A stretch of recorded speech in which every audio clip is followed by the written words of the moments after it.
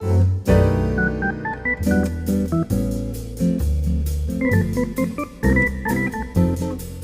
welcome to Better Bachelor. I am Joker, and you are not. Tonight we're going to talk about a young lady who has streamed a video, and she's explaining why we know they're bad boys. We know they've got other girls. We know we're not important to them. We know that they're not good guys, but we can't help it. We must chase them. But please, nice guys, wait for us until we're done with all the bad boys, and our heart's been broken a bunch of times, and we've had a lot of pipe run through us, and we can no longer pair bond. But then please wait for us until we're done with that. Now, she doesn't get into that portion of it, but she does explain how they know they're bad for them, but they can't help it. And also, please wait for us until we're done. Something I found interesting is that, you know, when guys talk about the game and being a kind of the pickup type atmosphere where guys go and take sometimes seminars, sometimes read books, some guys naturally kind of figure this out if they've been on dates a lot, which is, I think, kind of how I came across this, is that whenever I would date one woman and I really cared about her, I would pour emotion into her, and I would let her know I cared and I was there for her, and then she would be blowing me off. But any time that I really didn't care if I had a relationship, and anybody I dated, I told him it was casual, and I would sometimes date multiple women, and if I didn't hear back from her, like, I didn't really care because I had a lot going on in my life. I've come to find out women like that. They like the chase, and women can say, well, that's crap, and you're full of it. Well, this young lady is going to explain this as well. And I think it's because if a woman can get a guy easily, she feels he must not have a lot of quality because she was able to get him easily. Where a guy of high quality and who has a lot to offer will be very selective about just settling down with one woman. Thus, he's very reluctant or hesitant to settle with a woman. Thus, the perception is that he's of higher quality. This is, again, what the kind of the dating strategy stuff is about. So let's get started. I'll get recording on this, and then we're kind of going to talk about more about this as we go. But I just find it really interesting to hear it coming from a woman, even out of her own mouth. And this is different than the articles, because I believe like she's I don't know, 18, 19, 20, somewhere right around there. So this will resonate a lot with you younger guys that are saying, what is going on? Hey guys, so today I'm gonna be talking about good guys versus dicks and the way chicks' brains work. Since I am a chick, hopefully, guys, I'm a chick. This is how we think, and I'm gonna give you a little inside information about how we think about boys. So, girls are always like, we want the nice guy. We always get the dicks, we always get the assholes. We really just want a nice guy. They are lying.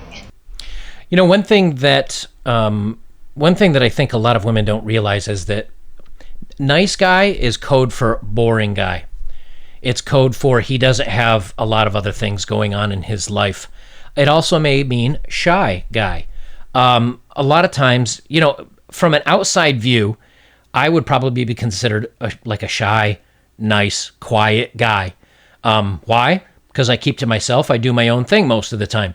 But the guys that are very confident and that are very, in some cases, narcissistic, not always, but in some cases, the guys that are just going out there, and I forget if it was a buddy of mine in college or the military. I think it was the military, where he said, I'll go up and ask 20, 30 girls. I'll go up and chat 20 or 30 girls up, trying to get one of them to go home with me from the club at the end of the night. And he said, I usually succeed. Or if I chat one up and maybe she's a 6, he said, after that, and I know we're good to go, I'll say, I'm going to go hang out with friends. And then he would go chat with 7s and 8s, and he would go home with the best one he could get for the night. But he talked to a lot of women. That was his game. How important were those women to him? 0. Now you take a guy that's kind of quiet, kind of shy, kind of reserved, and he doesn't talk to women very often, and he meets a girl that's attractive and fun and interesting. All of a sudden he's in. He's like, wow, this is my chance, and it's very important to him, so he doesn't want to mess it up. So I think that's where the nice guy, boring guy comes in. The guys that don't have time for women or don't put a lot of effort into her, they're considered bad boys, and really the truth of it is they're just guys that, they're not necessarily bad, they just don't care about you. I think that's the difference. they are lying. The odds are they probably do have a nice guy going for them and like wanting to be with them, but no, they will choose the dickhead who's already got like 3 other chicks on his tail, who like speaks to you like this, hey baby cakes, let's fuck. Sorry, that's a message. Chicks don't think with their brain. Well, they do, but the brain is wired in such a way that we want what we can't have. They want what they can't have. And they know that this guy's chasing 3 other women, and so it's the challenge of it, but it's the competition of it as well. So to give you a good example, what's a good way how valuable is a pebble? It's not valuable at all because they're all over the place. They're easily acquired. They're not hard to get. How valuable is a diamond? Especially one that's been cut and polished and finished. They're very expensive because it's hard to find them, it's hard to mine them, and it's hard to polish them, and then they sell them. And of course, we won't even get into the false inflation from De Beers and all the other stuff in the jewelry industry. But my point being is that a diamond is very hard to find. What these women see when they see a guy that's got 2, 3, 4 other women that he's messaging and they're all chasing after him, she sees a guy, or the perception is the guy is hard to get. He's hard to catch because he's valuable. It's not even necessarily that he's really valuable, because again, you might have the guy that's, average looking, he does okay, but he keeps to himself, but in his bank, he's got good savings, he's got a nice house, he's got a nice car. But the bad boy that can like basically sleep on friends' couches and probably goes out and spends too much of his work money drinking, and he's a party boy and all this other stuff, he will have women chasing him because he chases women. It's actually part of his game. It's part of his hobbies, is he will chase women. And when he does that, these women will interact with him. So when women see that he is messaging other women, and he may be talking to 2, 5, 3, whatever, and if one falls off, if he's talking to 5, and one falls away, he will go out and get another one, even though he's already got 4. Why? Because the women may fade off, or he may get tired of them, or he may have slept with one or been intimate with one and decided, well, that's all I really wanted from her anyway, and he ghosts her, and it's a cycle. I can't say it's a healthy cycle, in my opinion, but hey, for some guys, they enjoy this and they like doing this.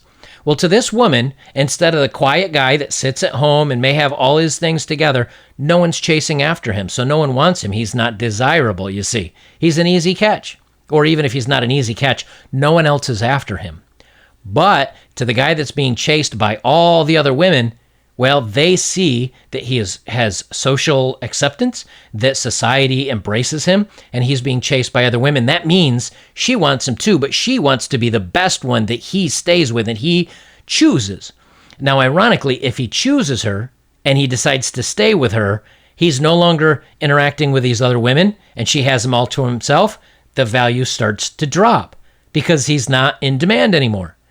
So the irony out of all of this with the quote bad boys is the truth is the minute she gets a bad boy all to herself, he's not a bad boy anymore. He's not being chased by other women. He's not chasing other women. She's caught him. There's no more challenge left. We will always go for the guys who already have, like those jocks that have all the chicks already hitting on them and they hitting on like 1,000 other chicks. We see it as a challenge. We see it as, oh, I want to fix him. I want to make him someone who can love me or something. See, so as she says, jocks, the athletic types, and they were always popular in high school and in college. But when you take this guy and she says, we want to fix him and we want him to love us. The moment he does that, he is no longer the bad boy. He's the good guy. He's the nice guy because he's been caught. There's no challenge left. She has him. And what happens when you have him? You get bored of him. You want to have the guy that everybody wants. But if he says, I love you and I want to be with you and I want to stay with you, he's not the bad boy anymore. He's the nice guy. So the irony is, and I did this in another video. I talked about this a little bit the other day. The minute a bad boy says, I love you and I'm all yours to a girl, he's now the nice guy, and they get bored of him. And so what do they want? They end up breaking up with him and going back after the bad boy because they want the popular guy, the guy that's chased after. And it's this endless cycle. You can never have both. You can never have a bad boy or where you can have a bad boy, you can have a guy that loves you and is dedicated to you, but the two can never be the same person. It doesn't work like that. The bad boy becomes the nice guy. But, oh, fuck, it's confusing. I'm just trying to tell you guys, the good guys out there, that on behalf of all chicks, I'm really sorry. I am so sorry that we are so stupid. You hear what she says there? On behalf of all women, I'm sorry we're like that. Not that they're like that. I'm sorry that all these other women are like that. No, she says, I'm sorry we're like that. She knows she's one of them. She knows it. Now, it's interesting that she says, I'm sorry, but not sorry enough to stop what I'm doing. Not sorry enough to, go find a normal guy. No, I'm just saying to you, I'm sorry, but we're still going to go ahead and do it. Because they can't help it. It is in their nature. They want, again, popular, attractive, so on and so forth. Because we will always go for the dicks. That's the thing.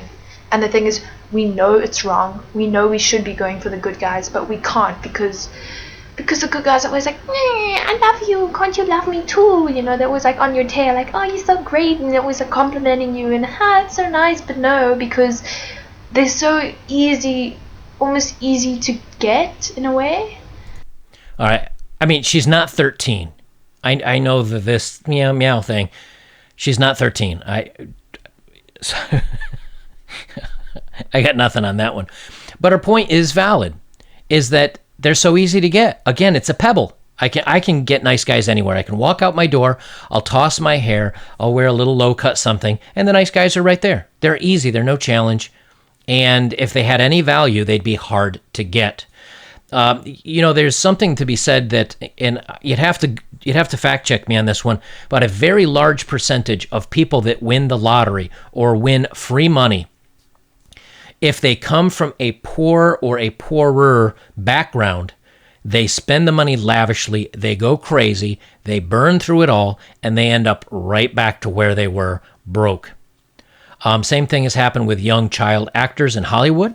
And the other thing is that's very similar is a lot of the stars, like comedians and TV stars and musicians, they call it the 27 Club, that a lot of them around the age of 27 take themselves out. Kurt Cobain, Chris Farley, Jimi Hendrix, Amy Winehouse,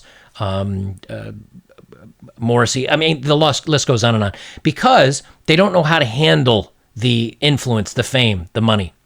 So what happens in a case like this is that when a woman gets something very easily, there is no value to it. Just like these rock stars and these musicians and everything that got everything so easily, there's no value to it. And so then nothing means anything to somebody, and it can be very, very lonely and very depressing. And I think that's kind of what these women go through, is they get this rush from these bad guys and this excitement from bad boys, and they want that chase, and I want the best guy out there that I can get.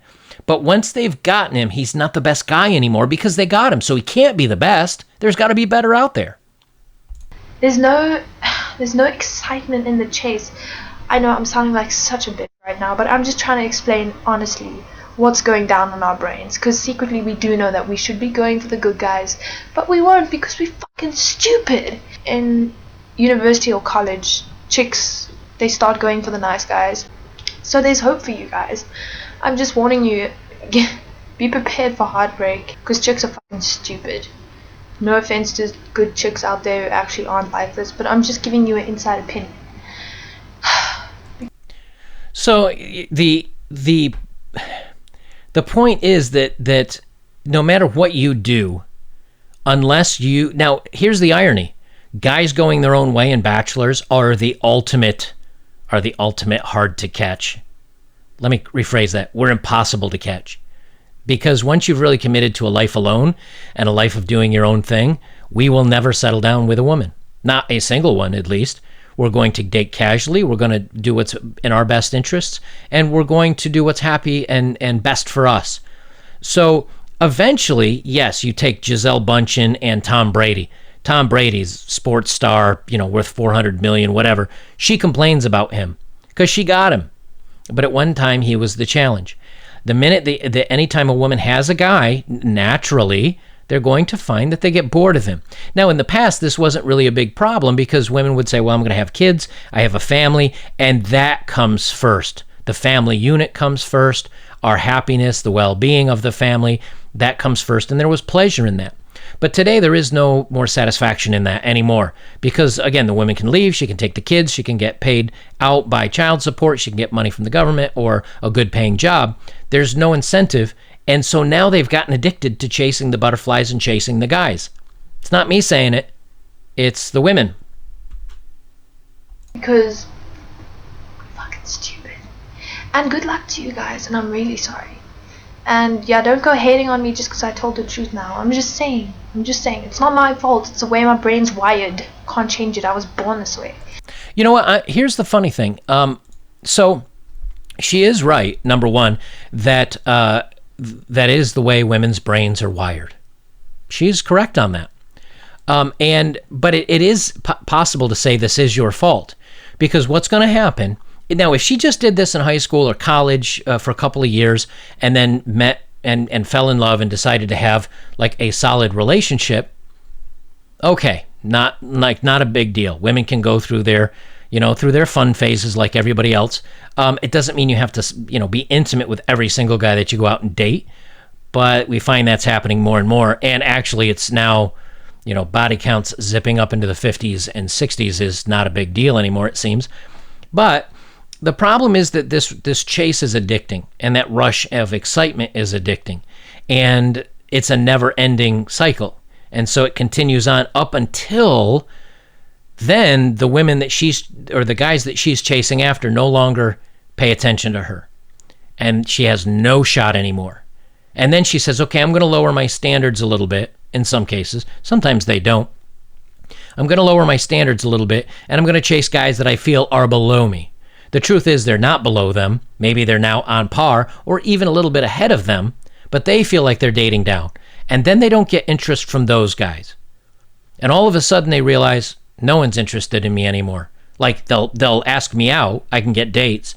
They'll sleep with me. That's no problem. And things will be fun and casual for maybe a month or two. And then she's the one getting dumped by the, quote, nice guy, which is ironically turning into a bad boy, because she doesn't bring any value anymore because of her youth and her earlier life decisions. It's an endless cycle. But I wanted to play this for you guys because it validates my point and kind of what we talk about on here, where women make bad decisions and then only when it's too late they go, oh, I should have done something and got the best guy I could have gotten back when I was 22 or 23 and been happy. But instead, the longer you chase, the worse your choices get for long term, and they don't realize this a lot of times until it's too late. The other thing that she says that just blows my mind is, I know you nice guys are out there, just understand, and someday you'll get lucky. Someday you'll get lucky after I've had all the pipe laid on me by all the good-looking guys and all the popular guys. Someday when I'm worn out and I'm tired and I'm closing in on the wall and I want to have a family, I'm going to come to you and ask for you to provide the kids, for you to provide the finances, and I'm bringing a lot less than I would have 10 years ago. But please, I'm sorry, but please wait for us. The problem with women today is they're not understanding that more and more men are waking up to this, and more men are realizing, no, I'm not going to wait for you. Also, I mean, you look at someone like me. I've got basically 2 years to go until I'm 50. Now, I'm not in the greatest shape of my life, but I can get there pretty darn quick. And I still look pretty good. I look about 10 years, at least I've been told 10 to 15 years younger than I actually am. When I have the availability to go out and date someone that's in their mid to later 20s and have a good time and enjoy myself, why would I settle down with somebody that's 38 and brings a bunch of baggage and anger and maybe kids to the table? What they do is they just outplay their hands too long, and then when they realize this, it's too late. You can't reverse the sands of time. And if they humbly came to the table and realized that what they're bringing to the table is less, and they had to make some alternative choices, if they came that way, they'd still be able to be successful in dating. But unfortunately, when you're chased by chads for 10, let's say it starts at 18 till 28, we'll say 33. When you're chased for 12, 14 years by, guys that are a couple rungs higher than you on the ladder, when you're used to that and then that goes away, you can't, it's exceptionally hard to say, I'm going to take my standards from here and lower them to here and still feel like you're getting a catch. They don't. They feel like they're settling at that point, which they are, and the guy they're settling for brings nothing to the table either. So both of them are miserable at this point. In the meantime, the successful men are going out and dating the young women. The young women are having great times with guys that have money and have cars and have success and have finances and can travel around the world and have all this fun. And the ones in the middle are the younger ones that grew out of the youth and they're left in no man's land and they hate it. Those, I think, are primarily the women that are speaking out against men that are, like the video I did just the other day about Brad Pitt dating at 58, 59, whatever he was, dating a 27-year-old supermodel. They're the ones in that middle range that are all hating on Brad for dipping down below them, and they say, oh, what's she got to offer? She's got everything that you can't offer. Youth, vitality, beauty, no baggage, having fun, etc. So I thought you guys would enjoy this straight from the horse's mouth as it was. If you see a couple of breaks in this, it just meant I cut out some dead spots in here to make it a little bit faster. Guys, if you'd like to support my work, links are below as always. If you have, thank you very much. And thank you for the donations to my Bitcoin. I love to see people using Bitcoin. I hope it continues to grow. I think with all the inflation we're going to have, let's have good thoughts for Bitcoin. The other way you can support me is like, comment, share, subscribe. Check out my older videos as well. It's a great way to support the channel. And join me over on betterbachelor.locals.com. Guys, I'll leave it there. This is Better Bachelor. I am Joker. And remember, thank you guys for understanding that we're going to chase the bad boys. Please wait for us. No, you either are a bad boy today and never become a nice guy. That's the only way you get any action. Be the bad boy. Or don't play at all.